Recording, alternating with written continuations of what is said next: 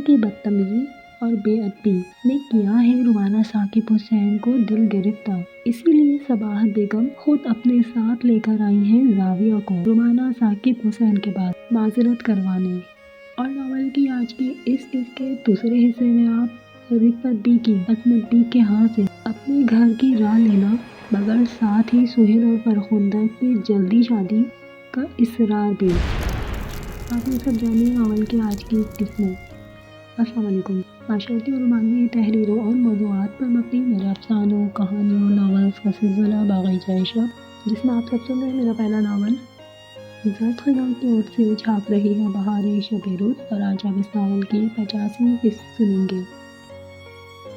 فرحان غوری کے ساتھ زاویہ نے رشتے سے صاف انکار کیا تھا، سہیل کے ساتھ شادی کی خواہش کا اظہار بھی کر بیٹھی تھی، اور ان سب میں رومانہ ثاقب حسین کے ساتھ اس کا جارحانہ گستاخانہ رویہ، اونچی آواز میں خود سری کا بدتمیزی اور بے ادبی کا مظاہرہ، جو رومانہ ثاقب حسین کو سخت حیران کر گیا تھا، اور اسی دن سے وہ کس قدر پریشان، اداس اور فکرمند دکھائی دے رہی تھی، اور کتنی ہی مرتبہ وہ خود صباحت سے زاویہ کی بدتمیزی اور اپنی ذات کے دکھ کا اظہار بھی کر چکی تھی۔ بے طرح مایوس اور شکایتی لہجہ حازم اور زاویہ نے انہیں بہت مایوس کیا تھا، اور ان سب میں اگر ثاقب حسین کو زاویہ کے ان ارادوں کا پتہ چل گیا تب کیا ہوگا۔ رومانہ ثاقب حسین ان سب کے تصور سے ہی کس قدر پریشان ہونے لگتی۔ اپنی جانب میں صباحت نے انہیں تسلی دی تھی، مگر ان سب باتوں کا حل محض تسلی ہی نہیں تھا، زاویہ کو سمجھانا بھی مقصود تھا، مگر بھتیجی کی خود سری اور ضدی طبیعت سے وہ خود بھی واقف تھی۔ زاویہ، صباحت اس کے بیڈ روم میں چلی آئی تھی۔ جی پھوپھو جانی۔ زاویہ نے دیکھا صباحت اس کے بیڈ روم میں آ چکی تھی اور آہستگی سے بیڈ روم کے کھلے ہوئے دروازے کو بند کر رہی تھی۔ بیٹا کیا کر رہی ہو؟ وہ عام سے انداز سے پوچھتی اس کی جانب آئی۔ کچھ خاص نہیں پھوپھو جانی، بکس پڑھ رہی تھی۔ اچھی بات ہے۔ اس دن صباحت خود بھی زاویہ کی بدتمیزیوں کو، رومانہ ثاقب حسین کے ساتھ دو بدو ہونے کو خود اپنی آنکھوں سے دیکھ چکی تھی، سن چکی تھی، اور زاویہ کی اس انداز نے انہیں خود بھی بہت پریشان کیا تھا۔ ہزار اندیشوں و فکروں نے ان کے ذہن میں، دل میں سر اٹھایا تھا۔ وہ اندازہ کر سکتی تھی رومانہ ثاقب حسین کے دل پر کیا بیت رہی ہوگی، اور وہ خود بھی تو ایک بیٹی کی ماں تھی۔ زاویہ بیٹا، میں تم سے کچھ بات کر سکتی ہوں اگر تم مصروف نہ ہو تو؟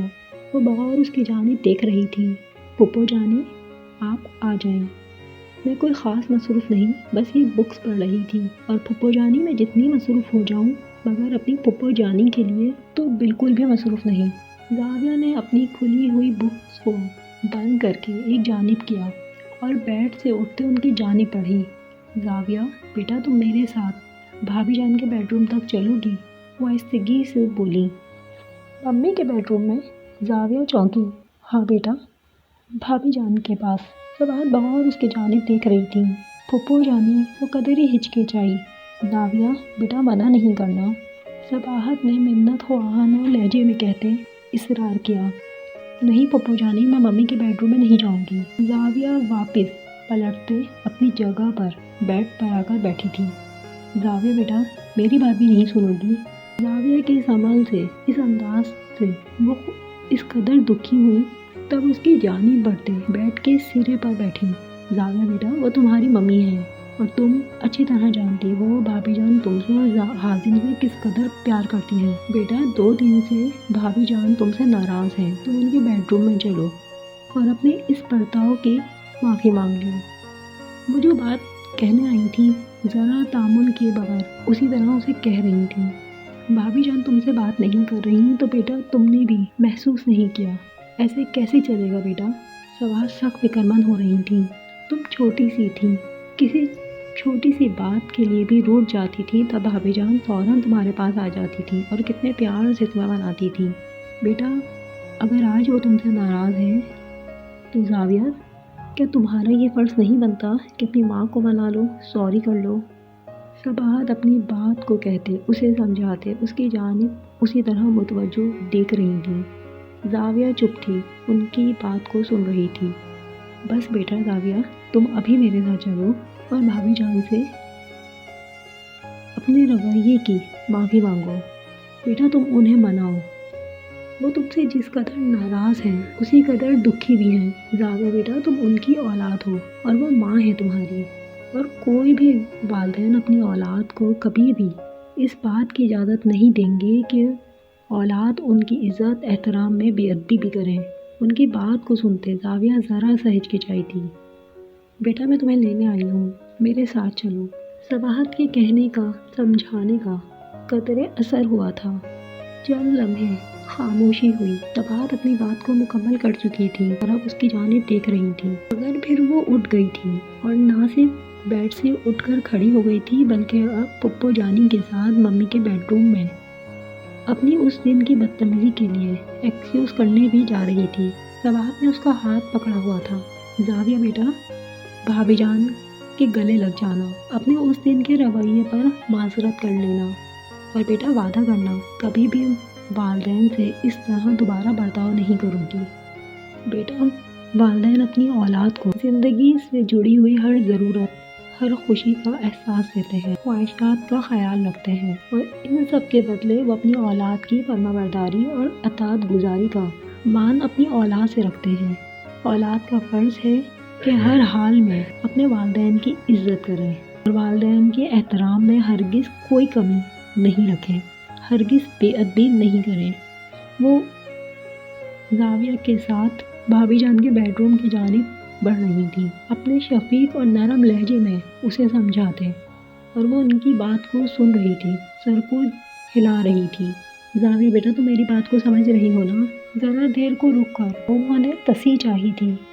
جی پپو جانی، میں ممی سے ایکسکیوز کر لوں گی۔ وہ اکتائی سے لہجے میں ایسے ہی بول رہی تھی جیسے کوئی احسان کرنے جا رہی ہو، مگر یہ بھی بہت تھا کہ وہ ان کی بات کو مان کر ان کے ساتھ رومانہ ثاقب حسین سے معذرت کرنے آ گئی تھی۔ رومانہ ثاقب حسین اپنے بیڈ میں انہی کی منتظر تھی۔ جاؤ بیٹا زاویہ، صباحت اسی طرح بولی۔ چند لمحے وہ اپنی جگہ پر اسی طرح کھڑی رہی تھی، پھر دھیرے دھیرے قدم بڑھائے اور پھر آ کر رومانہ ثاقب حسین کے پاس کھڑی ہو گئی۔ چند ثانیے اور گزرے، وہ یوں ہی کھڑی رہی، مگر پھر ماں کی ممتا کے احساس نے اسے مغلوب کیا تھا۔ وہ جھٹ رومانہ ثاقب حسین کے وجود سے آڑ لگی تھی۔ آئی ایم سوری ممی، اس کے منہ سے نکلا۔ پلیز ممی اپنا منہ ٹھیک کر لیں، کہتے ساتھ یکایک اس کے لہجے میں نمی اترنے لگی تھی۔ رومانہ ثاقب حسین کی ممتا پگھلنے لگی تھی، مگر وہ اسے احساس دلانے کی خاطر ذرا سا خود کے دل کو سخت کیے بیٹھی ہوئی تھی۔ ممی پلیز سوری، میں بہت شرمندہ ہوں ممی، وہ پھر بولی۔ نگاہ اٹھا کر ماں کی جانب دیکھا۔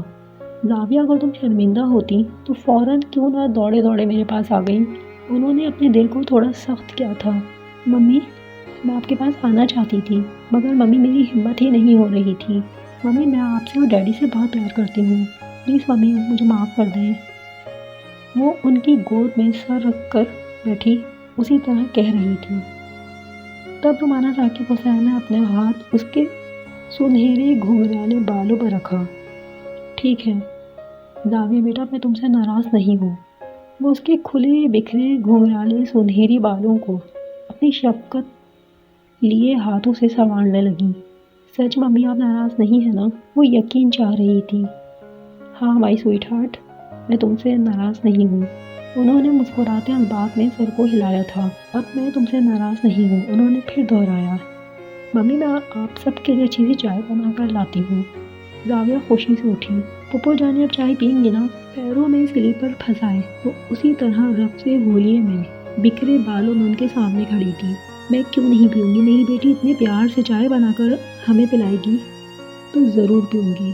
ممی پپو جانی میں یوں گئی اور چائے بنا کر یوں واپس آئی۔ وہ چوٹیاں بجاتے ان کے بیڈ روم سے نکلی۔ اوکے بیٹا، کسی ہیلپ کی ضرورت ہو تو بلکیس سے، خالدہ سے یا کسی سے کہہ دینا۔ ممی کی آواز سنائی دی۔ وہ جانتی تھی اسے کچن کے کاموں کا پتہ تھا اور نہ ہی کسی چیز کا کہ کون سی چیز کہاں رکھی ہے۔ چائے، کافی اور کھانے کے لوازمات، اسے کچھ بھی بنانا نہیں آتا تھا۔ کچن سے زاویہ کو دلچسپی ہی کب تھی، وہ ماں تھی، بخوبی جانتی تھی۔ تمہارا شکریہ صباحت، زاویہ کو غلطی کا احساس دلانے میں سارا کریڈٹ ہی تمہارا ہے۔ رومانہ ثاقب حسین ممنونیت سے بولی۔ بھابی جان ایسی کوئی بات نہیں ہے، گھر کے تینوں بچے حازم، زاویہ اور شاذم، تینوں کی اچھی تعلیم، تربیت، پرورش اور شخصیت سازی میں سب سے زیادہ کردار تو صرف آپ ہی کا ہے۔ لوگ ہماری ان تینوں بچوں کو پسند کرتے ہیں تو در حقیقت آپ ہی کی خوبیوں کا اعتراف ہے۔ صباحت بیگم نے رومانہ ثاقب حسین کو ہمیشہ کی طرح لاجواب کیا تھا، اور میں تو خود آپ کی خوبیوں کی قدردان ہوں۔ آپ اتنی اچھی نہیں ہوتی بھابھی جان تو کیا میں اور شاذم یہاں ہوتے؟ تمہارا بھی جواب نہیں صباحت، میرے کہنے کے لیے کچھ رکھ چھوڑتی ہی نہیں ہو۔ اب ہمیں زاویہ سے فرحان غوری کے بارے میں بات کرنی ہے۔ ایک دو دن رک کر بات کریں گے، اور بات کیا کریں گے، زاویہ کو سمجھائیں گے، قائل کریں گے۔ رومانہ ثاقب حسین صباحت کی جانب دیکھ رہی تھی۔ جی بھابھی جان، ایسا ہی ہوگا، مگر صباحت مجھے یہ سب اتنا آسان نہیں لگ رہا۔ تمہیں زاویہ کی ضد خود طریقہ تو پتہ ہے نا؟ رومانہ ثاقب حسین اسی طرح فکر مند تھی۔ زاویہ بچی ہے بھابھی جان، نادان ہے، نا سمجھ ہے، وقت گزرے گا تو سمجھنے لگے گی۔ صباحت نے انہیں تسلی دی تھی۔ اور فریحہ بھابھی کا آج فون آیا تھا، میرے خیال میں وہ اتنی جلدی دوبارہ فون نہیں کریں گی، چند دن رک کر فون کریں گی، اور تب تک ہم زاویہ کو قائل کرنے کی کوشش کر لیں گے۔ صباحت اسی طرح انہیں تسلی دے رہی تھی۔ ہاں صباحت، تم صحیح کہہ رہی ہو۔ صباحت یقین کرو، مجھے تم سے بہت حوصلہ ملتا ہے۔ تم نہ ہوتی تو میں یہ کیسے سنبھالتی؟ تم میری قدردان ہو تو میں تمہاری احسان مند۔ Thank you Sabahat. رومانہ ثاقب حسین نے اپنا ہاتھ ان کے ہاتھ پہ رکھا۔ جواباً صباحت نے ان کے ہاتھ پر اپنا ہاتھ رکھ کر تسلی دی تھی۔ ہائے آپا جان، آپ سہیل سے کہہ کر میری واپسی کے لیے ٹکٹ تو کروا دیں۔ عصمت بھی رات عشاء کے بعد تسبیح پڑھ رہی تھی، تب رفت بھی آ کر پلنگ پر ان کے پاس بیٹھی۔ رفت بھی، تمہیں اس قدر جلدی کیوں ہے؟ کوئی بات ہے تو تم مجھے بتاؤ۔ اس سے پہلے تم نے کبھی بھی اتنی جلدی نہیں کی جانے میں۔ اگر ذہن میں یا تمہارے دل میں کوئی بات ہے تو تم مجھے کہو۔ عصمت بھی اپنی بہن کی جانب دیکھنے لگی۔ ہائے آپا جان، میرا یہاں سے جانے کا جی ہی نہیں چاہ رہا، مگر کرنے کے لیے بتیرے کام ہے۔ سہیل اور فرخندہ کی شادی ہوتے ساتھ ہی میں خود بھی آپ کے پاس آ جاؤں گی۔ پیچھے رہ جائے گا گھر، اس کو یوں خالی چھوڑ کر تو نہیں آ سکتی نا۔ ویسے تو جو میرا ہے وہ سب فرخندہ اور سہیل کا ہی ہے، مگر آپا جان میں جانتی ہوں سہیل کبھی بھی وہاں جا کر نہیں رہے گا۔ یہاں شہر میں پڑھائی کی ہے، نوکری کرتا ہے۔ سہیل فرخندہ سے شادی کرے گا تو فرخندہ یہاں کر رہے گی۔ اور آپا جان، ایک مرتبہ زندگی جب شروع ہو جاتی ہے تو ذمہ داریاں بڑھنے لگتی ہے۔ کون وہاں جا کر گھر کو اور زمینوں کو دیکھے گا؟ بس یہی سوچ رہی ہوں، مٹھائیوں کے ٹوکروں کو اپنے ساتھ لے کر جاؤں گی۔ گھر کو فروخت کرنا ہے، سارے گھر میں سامان بھرا پڑا ہے، اس کا بھی کچھ انتظام کرنا ہے۔ اور پھر جو فرخندہ کے نام زمین مربع ہے وہ سب بیچنے کی مجاز میں تو نہیں ہوں، اور خاندان برادری سے باہر کوئی زمین گھر مربع کسی کو بیچ بھی نہیں سکتے۔ وہاں جاؤں گی، خاندان والوں سے، برادری والوں سے بات کروں گی، اور پھر جو ان زمینوں کو، مربعوں کو، گھر کو خریدے گا اس کی ساری رقم فرخندہ کو ادا ہوگی۔ ہائے آپا جان، فرخندہ کے ابا کے خاندان میں باپ دادوں کی ملکیت، زمینیں، جائیدادیں، گھر فروخت کرنے کی اجازت کسی باہر کے بندے کو نہیں۔ اب آپ خود سوچیں، ان سب میں وقت تو لگ ہی جائے گا۔ میں وہاں جاؤں گی تو ان سب باتوں کو لے کر بیٹھوں گی، بس اسی لیے جلدی واپسی کی راہ لے رہی ہوں، ورنہ تو رہ جاتی مہینے 2 مہینے، میرا کیا ہے۔ ہائے آپا جان، میرے جاتے ہی آپ سہیل سے فرخندہ کے لیے بات کر لیجیے گا، اور ادھر میں اپنے ان سارے کاموں کو سمیٹ لوں گی۔ ہائے آپا جان، پھر تو ساری زندگی آپ ہی کے پاس رہوں گی، اور مجھے کہاں جانا ہے آپا جان؟ وہ لگاوٹ سے، لاڈ سے بڑی بہن سے لپٹ گئی۔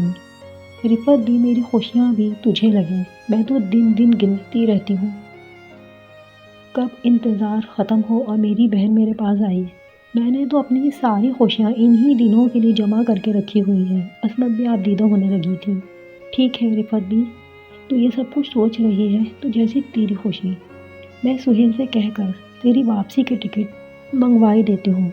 ابھی تو رات کافی ہو گئی ہے، وہ بھی سونے کی تیاری کر رہا ہوگا۔ عصمت بھی افسردگی سے بولنے لگی۔ ہائے آپا جان، آپ تو ابھی سے اتنی اداس ہو گئی ہیں۔ ہائے اللہ آپا جان، میرے جانے کے بعد آپ کیسے رہیں گی؟ رفت بھی فرتے محبت سے انہیں دیکھ رہی تھی۔ رفت بھی، میری ساری خوشیاں تجھ پر قربان۔ ایک تیری ہی آس پر سارا سال دروازے پر نظریں جمائے بیٹھی رہتی ہوں، دروازے کو تکتی رہتی ہوں۔ زندگی میں قسمت سے ایک ہی خون کا مجھے رشتہ ملا، میری بہن، اور وہ بھی مجھ سے اتنی دور۔ اماں ابا تو کب کے گزر گئے، پیچھے ہم تو بہنیں رہ گئی ہیں۔ رفت دی تو جاتی ہے تو بے قراری سے لمحہ لمحہ گنتی ہوں، کب وہ دن آئے اور تو یہاں میرے پاس آئے۔ عصمت دی کہتے ساتھ نیم آنکھوں سے ان کی پیشانی کو چوم گئی۔ آپ کو میری قسط کیسی لگی؟ اپنی رائے، اپنی پسندیدگی کا اظہار۔ ویڈیو کو لائک کر، چینل کو سبسکرائب کر، بیل آئیکن کو پریس کر، ویڈیو کو شیئر کر کے ضرور کیجیے۔ آپ کی ذات سے وابستہ آپ کا ہر ایک رشتہ آپ کی زندگی میں آپ کی ذات کے لیے انمول ہے، خاص ہے، دکھ سکھ کا ساتھی، اور آپ کی زندگی میں آپ کے لیے آپ کا یقین اور بھروسہ ہے۔ قسمت سے ملے ہوئے اپنے تمام ہی رشتوں بہت خلوص، پیار، سچائی اور پورے یقین کے ساتھ ہنستی مسکراتی زندگی اور زندگی سے وابستہ ہر ایک خوشیوں کے لیے خود سے جوڑ کر رکھیے۔